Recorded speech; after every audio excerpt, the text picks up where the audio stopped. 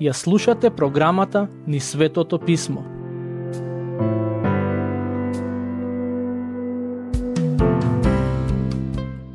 Драги пријатели, во нашето проучување на книгата Псалми стигнавме до Псалм 25. Овој псалм е всушност почетокот на нов дел од оваа старозаветна книга. Сите псалми кои досега ги обработивме се на некој начин драматични, но сега доаѓаме до еден дел од книгата во кој псалмите се повеќе лични, посмирени и поинтимни. Такви се псалмите од 25 до 39. Поголемиот дел од овие песни се напишани од Давид. Всушност, сите освен една се негово дело. Кога ќе почнеме да ги читаме, ќе ви стане јасно дека во нив Давид зборува за своето лично искуство. Како и останатите псалми, така и овие првично се однесуваат на царот Давид и неговото искуство. Но исто така можат и треба да најдат примена и во животите на искрените верници. Така што би можеле да кажеме дека овие текстови не враќаат во минатото, влијаат и врз сегашноста, но и ќе бидат од полза за верниците во иднината.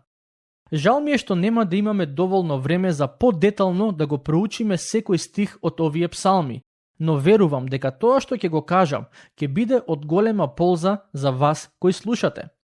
За мене, книгата Псалми е од исклучителна важност во мојот духовен раст. Често кога сум осамен, кога не можам да спијам или кога имам слободно време, ја отворам и читајќи ја си ја подкрепувам својата душа. Тоа особено важи за овие псалми кои сега ќе почнеме да ги обработуваме, бидејќи ни даваат прилика да се поврземе и да учиме од искуството на царот Давид.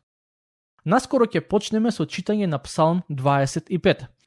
Станува збор за текст, кој верувам дека ќе ни биде од голема утеха и полза на сите нам. Во првиот дел од псалмот има молитва, која ни открива колку царот Давид зависеше од Бога. Тоа е еден од начините на кои можеме да ја покажеме нашата потреба од Господ, кога доаѓаме кај Него во молитва. Се надевам дека ќе го научиме тоа преку зборовите на царот Давид. Стихови 1 и 2. Кон Тебе, Господи, ја издигнувам душата своја. Боже мој, во Тебе се надевам, да не се посрамам, да не ликуваат над мене непријателите мои. Дали некогаш сте се нашле во ситуација во која сте се соочиле со неуспех во личниот или професионалниот живот, или пак можеби сте се соочиле со неуспех во семејниот или црковниот живот? Во такви околности добро е да ги молиме овие зборови. Стихови 3 и 4. Да не се посрамат оние што се надеваат на Тебе, да се посрамат оние што со леснотија изневеруваат. Покажи ми ги, Господи, патиштата Твои и научи ме да врвам по патеките Твои. Човекот има две опции во животот, да оди по Божиот или да оди по својот пат. Секој од нас мора да избере по кој пат ќе оди. Во книга Изреки, глава 14, стих 13 пишува: Има патеки кои на човекот му се чинат добри, но нивниот крај е во смртта.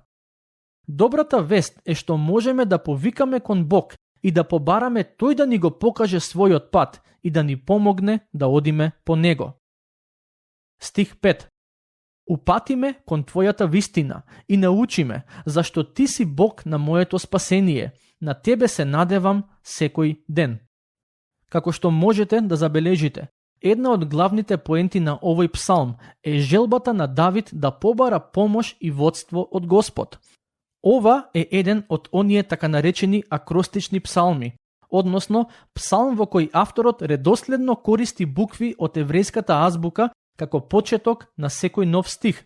Се разбира, на други јазици е тешко тоа да се преведе, затоа не може да се забележи во македонскиот превод. Стих 6. Спомни си ги штедростите Твои, Господи, и милостите Твои, зашто се вечни. Овој псалм е и еден вид на славење на Господ, за тоа кој и каков е всушност тој. Давид ги опева Господовите штедрости, но и неговите милости. Со други зборови, тој вели дека Господовата дарежливост и неговата милост се вечни, но и истовремено се повикува на тие Господови особини, барајки од него благослов. Има едно место каде истовремено се прикажани Божјата штедрост и милост на совршен начин. Тоа место е крстот на Голгота, каде Бог го даде својот син, Исус Христос, за да ги спаси грешниците. Но следниот стих е навистина интересен, бидејќи во стих 6 Давид бара од Господ да си спомне за своите штедрости и милост, а во стих 7 бара од него да не си спомне за нешто друго. Забележете што пишува: гревовите на младоста моја и престапите мои не споменувај ги. По милоста своја сети се на мене заради твојата доброта, Господи. Псалм 23, стих 6 вели: само добрина и милост ќе ме следат во сите денови на мојот живот. А сега Давид повторно зборува за Божјата добрина и милост. Во него има доволно добрина и милост за секој кој е во потреба, а тоа ве вклучува и вас. Не знам за вас, ама јас сум свесен дека мене ми треба Божјата милост во секој ден од животот. Продолжуваме со читање на текстот. Стих 11. Заради Твоето име, Господи, прости ми го гревот мој, зашто е голем. Бог ни простува не поради наши заслуги, туку поради Христовото дело на крстот. Ние не можеме да ја заслужиме Божјата прошка, а и Давид го знаеше тоа. Пред некое време еден човек ми рече: како можеше Бог да го избере Давид за цар, кога Давид беше многу грешен човек? Му одговорив: тоа треба да ни даде нам утеха. Ако Бог можел да го спаси Давид, сигурно ќе може да го направи истото и за нас. Во овие стихови наоѓаме утеха која е заснована врз вистината. Во книгата на пророк Еремија, глава 31, стих 34, Бог вели: ке им го простам нивното беззаконие и за нивниот грев веќе нема да се сетам. Стих 14. Близок им е Господ на оние што имаат страхопочит кон него. Ним им го открива заветот свој. Денес има многу луѓе чии христијански животи може и треба да се доведат во прашање, и тоа го велам врз основа на нивното поведение. Тие не ги разбираат библиските стихови како овој кој предмалку го прочитавме, каде се вели дека Господ им е близок на оние кои имаат стравопочит од него. Господ не им е близок на оние кои само извршуваат одредени ритуали и обреди, туку оние кои имаат стравопочит кон него. Што значи тоа во пракса? Тоа значи дека тој е близок само до оние кои го знаат и следат неговиот збор, оние кои го избегнуваат злото, а вршат праведност. Не го велам ова за да судам некому, туку затоа што сакам да бидам доследен на библиското учење во однос на оваа тема. Со тоа доаѓаме до последниот дел од овој псалм, кој започнува со стих 15. Тука Давид повторно зборува за своите неволји, сликовито ги опишува, но и бара помош од Господ за околностите во кои се наоѓа. Како и Давид, така и ние ќе се соочиме со неволји, но важно е да не минуваме сами низ нив. Стихови 15 до 17. Очите мои секогаш се кон Господ, зашто тој ги вади од стапица нозете мои. Погледни на мене и смилувај се на мене, зашто сум самотен и во мака. Скрбите на срцето мое олесни ми ги, извади ме од мојата потиштеност. Верниците низ историјата ја кажувале оваа молитва, а и во иднина, кога ќе минуваат низ прогонства и страдања, сигурен сум дека повторно ќе изговараат. Потоа вели: погледај ги страдањата и маките мои, па прости ми ги сите гревови мои. Погледај ги моите непријатели, колку многу се намножија и колку многу ме мразат. Запази ја душата моја и избави ме, за да не се посрамам, зашто во Тебе се надевам. Непорочноста и правдата нека ме чуваат, зашто во Тебе се надевам, Господи. Избави го, Боже, Израел од сите неволји негови. Каква молитва! Колку славна молитва! Првично, овие зборови се однесуваат на искуството на Давид, но исто така и на израелскиот народ во неговото време. Верувам дека доаѓаат дни кога израелците повторно ќе ги изговараат овие зборови и ќе бараат спасение и избавување од Господ. Но, ова се зборови кои и ние денес треба да ги молиме кога ќе се соочиме со некаква неволја.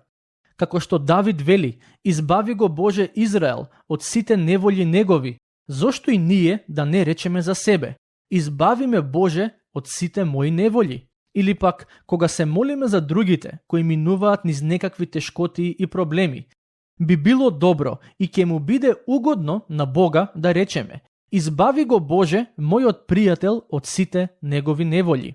Се разбира, како што можете да забележите, првично овој стих има примена во контекстот на израелскиот народ, но сигурен сум дека можеме да ги бараме овие нешта и за нас денес. Со тоа доаѓаме до Псалм 26. Во предходниот видовме како Давид ги исповеда своите гревови. Тој беше голем грешник, како и секој од нас, но во овој псалм тој зборува за својата праведност. Како и Давид во тоа време, така и ние денес можеме да бидеме оправдани по Божјата милост. Значи, верниците не се праведни сами во себе и сами по себе, туку се оправдани поради верата во Бога. Во Новиот Завет се вели дека Господ Исус стана грев за нас, за ние да бидеме оправдани преку Него. Во Христос и поради Христос ние сме прифатени, сакани и оправдани. Ке почнеме со читање. Стихови 1 и 2.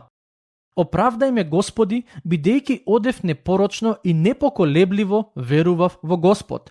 Искушај ме, Господи, испитај ме, отвори ги утробата моја и моето срце. Зошто Давид бара Господ да го оправда? Дали затоа што тој во се постапуваше праведно и како што треба? Се разбира дека не. Но, тука станува збор за ситуација во која Давид е неправедно обвинет од неговите непријатели и тој својата одбрана ја бара кај Господ. Давид беше грешен човек, но би рекол дека тој не живееше во грев. Разликата меѓу тие две состојби е важна. Сите луѓе се грешни поради својата природа, но има такви кои постојано живеат во грев, без да размислуваат за својот живот. А има и такви кои знаат дека гревот е опасен и кога ќе го направат, со покајничко срце се исповедаат пред Господ. Патем, не знам дали забележавте, но почетокот од овој псалм е многу сличен на почетокот од Псалм 1, каде се вели дека праведниот човек се држи настрана од грешниците и безбожниците. Давид вели: оправдај ме, Господи, бидејќи одев непорочно и непоколебливо верував во Господ. Не дека Давид беше силен сам по себе, но Господ му даваше сила да оди непорочно и непоколебливо. Стих 3. Твојата милост е пред очите мои, а јас одам во Твојата вистина. Во првиот псалм прочитавме дека се благословени оние кои не одат по патот на грешниците. Но таквите луѓе имаат уште една особина, а тоа е дека одат по Божјата вистина. Стих 4. Со луѓе суетни не седам и со престапници на законот Твој не се дружам. Давид вели дека не седел со престапници. Се сеќавате ли на првиот стих од Псалм 1, каде се вели дека благословениот човек не седи во друштво на развратници? Заклучокот е јасен. Давид го правеше тоа што оние кои се благословени го прават. Стихови 5 и 6.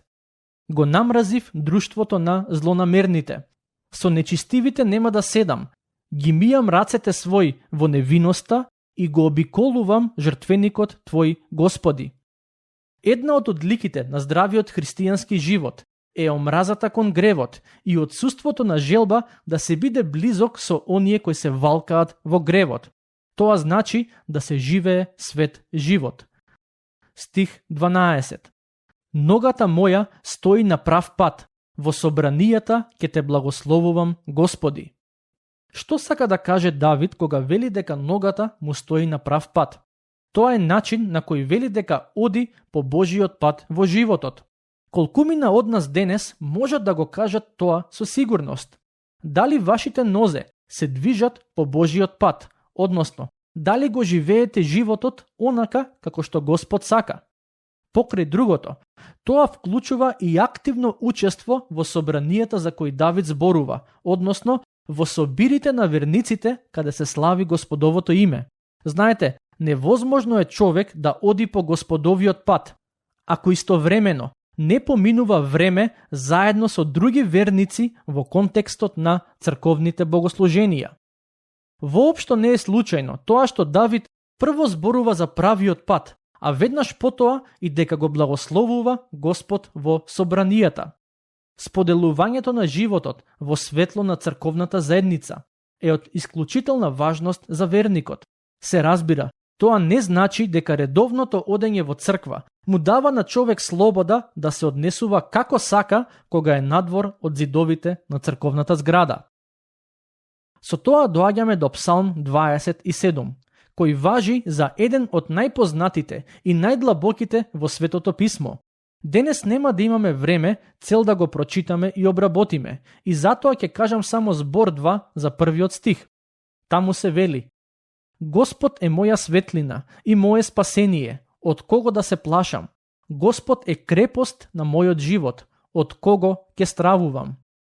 Зошто Давид, а и ние денес, можеме да кажеме дека Господ е нашето спасение? Одговорот е, бидејќи Господ ни го обезбеди спасението кое ни е потребно. Тој не само што ни кажа како да се спасиме, туку самиот дојде на овој свет за да ни го даде тоа спасение. Ако него го имаме за наша светлина и спасение, тогаш зарем имаме причини да се плашиме од некого? Ако Господ е силата, односно крепоста на нашите животи, зошто би живееле во страв? Драги пријатели, денес сакам да знаете дека ако го имате Господ за своја светлина, спасение и сила, вие немате потреба да се плашите од ништо и никого во животот. Вашиот живот е во Божи раце, а не во рацете на луѓето. Мартин Лутер рекол: кога поединецот е на страната на Бог, тој е мнозинство. Познатиот Кромвел бил прашан зошто не се плаши од никој, а тој одговорил: сватив дека ако се плашам од Бог, нема да се плашам од луѓето. Во следната епизода ќе продолжиме со читање и проучување на Псалм 27. Се надевам дека истиот ќе ни служи за зајакнување на нашата вера, како и да ни даде утеха и сигурност. Ова е песна во која ни се прикажани многу духовни благослови. До следниот пат, Бог нека ве благослови.